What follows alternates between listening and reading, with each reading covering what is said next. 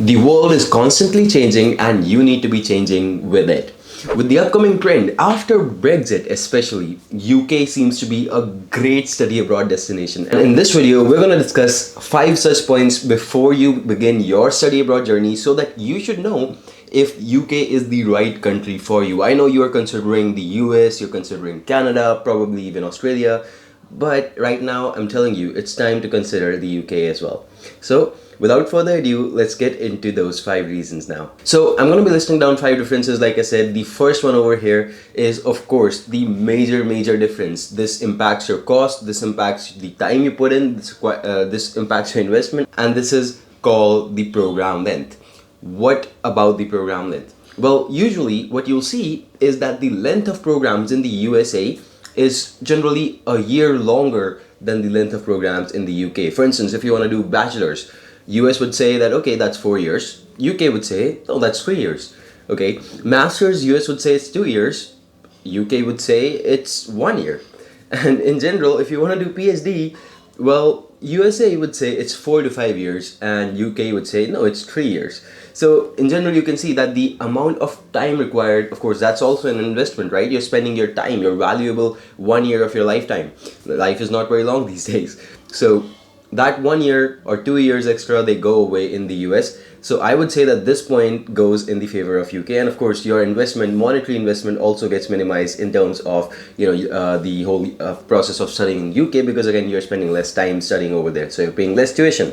So again, keep that in mind. That's the first major difference out there. Now, point number 2 is regarding the cost factor, and this is something that is very important to all of us, right?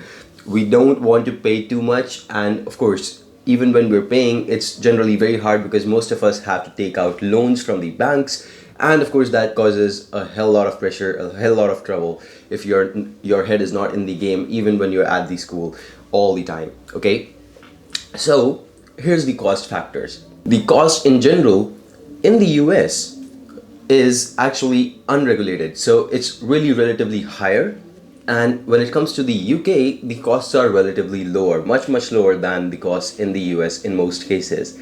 So if I had to give you an average range, of course, and this range is going to be very huge, and I understand that probably won't tell you a lot, so I'll tell you about how you can compare it for your own program as well. But for the US, it's around 25,000 US dollars to 100,000 US dollars per annum. That's what you're spending on any school in the US in general. Of course, this is an average. Things can be lower or higher a little bit as well. Okay, now when it comes to the UK, things are a little bit different. Okay, so you're usually going to be spending around 15,000 US dollars to 80,000 US dollars, and trust me, usually if you draw a bell curve, this UK bell curve would be centering around 25,000-30,000 US dollars. Okay, and the US bell curve would be somewhere around 40,000-50,000 US dollars. That's the average. So in general, you're going to be spending much more in the US. And what this depends on is actually your program. For instance, MBAs, people who are going to study MBA, they pay much more, right? They pay around close to $100,000 per annum in the US. Okay. However, when it comes to engineering students, the average would be somewhere around 40,000 US dollars. Again, this depends on your program. And you can actually check this out. For instance, if you go on over here to universities by country and you select USA, right? And you can actually go ahead and you can see all these universities offering these programs. For instance, you're interested in the University of Pennsylvania. You go ahead over here and you take a look at, what is the average tuition expenses. You can see that's averaging around $39,000, $40,000 in terms of engineering schools. Of course, for business schools, I expect it to be higher, and that is true. That's $72,000, right? You can actually check this for your exact program as well, just by taking a look at what kind of tuitions these things are offering, of course.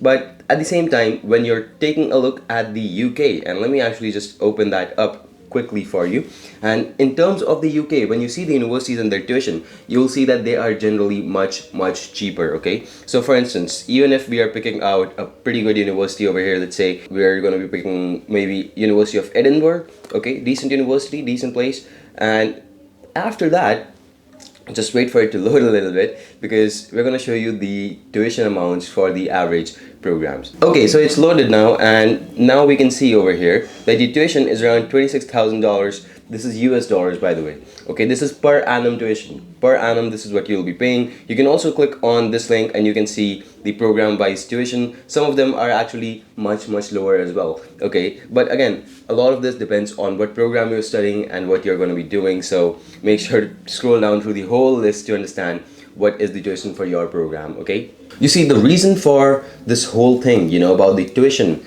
and why it's so high in the US is because there is no government intervention. Universities can basically set their own rates, and I believe that's how it should be, right? In general, universities should have control over it. Well, yes or no, depending on how you think it is, because again, if you're going to be spending a lot of money, you're probably going to be thinking, okay, government should have a little bit of control.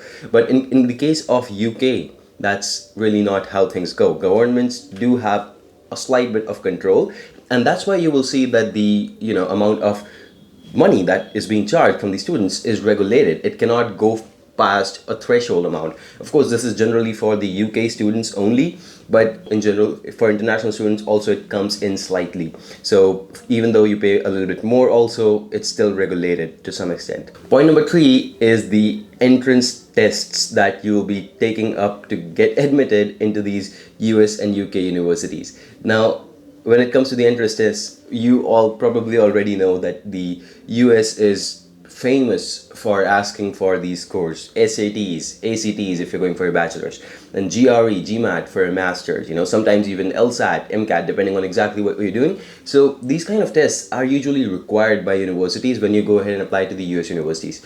But in the case of the UK universities, these tests are generally not required.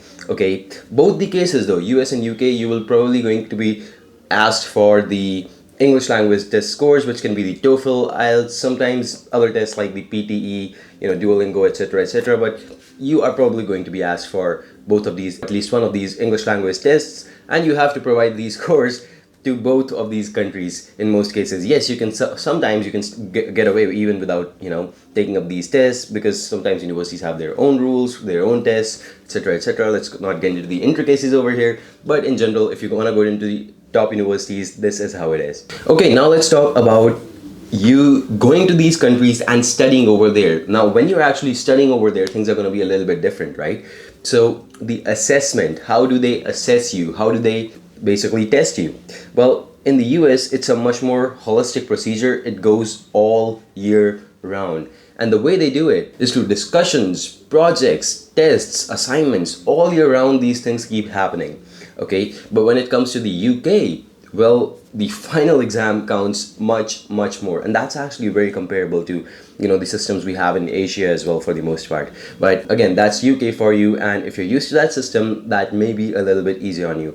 In the US, you have to be on top of your game at all times. Now, the most important point probably for you guys, if you are looking to settle down in one of these countries after studying overseas, is how do you get to work over there? Do you get to work after your studies?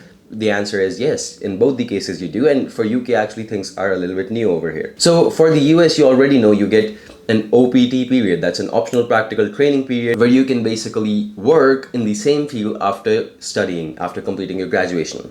In general, the OPT period for non-STEM, that's science, technology, engineering and math fields, is only 1 year, and for STEM fields it is 3 good years. So in general, if you're from the STEM field, the US looks very attractive because the tuition is lower. Secondly, you have plenty of jobs over there, and of course the 3-year OPT is just the cherry on the icing. Of course, there is the added restriction that if you do not find a job within 60 days of your graduation during this OPT period, you can no longer stay in the US and your OPT expires. So keep that in mind.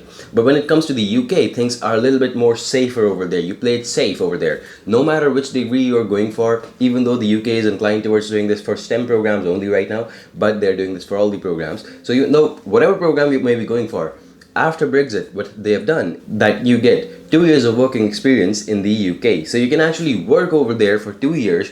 Okay, there is no such restriction that you have to find a job within 60 days. You can basically go ahead, work anytime you want, anywhere you want in the UK, and in general you don't have to be from the STEM field to have this 2-year period only. Okay, so correct me if I'm wrong, but this is the information that I have as of now, and I feel that this is actually so much more impactful. This brings so much more impact, and this is going to drive so many students to the UK. Like I said, The trends are changing and you must change with them. If you're interested in the UK, go ahead, do your research over here, because we have a whole lot of universities. In the next video also, I'm going to be telling you about how you can find the cheapest and the most popular university in the UK, so that you can actually see what kind of opportunities they provide, what kind of return on investment they provide. And of course, it's a little bit hard to cover it in this video because then it's going to be too long. So let's avoid that for now. And if this video helps you, go ahead, click the subscribe button, like the video, comment down below, let me know your thoughts, and I'll see you on the next one. Goodbye and take care for now.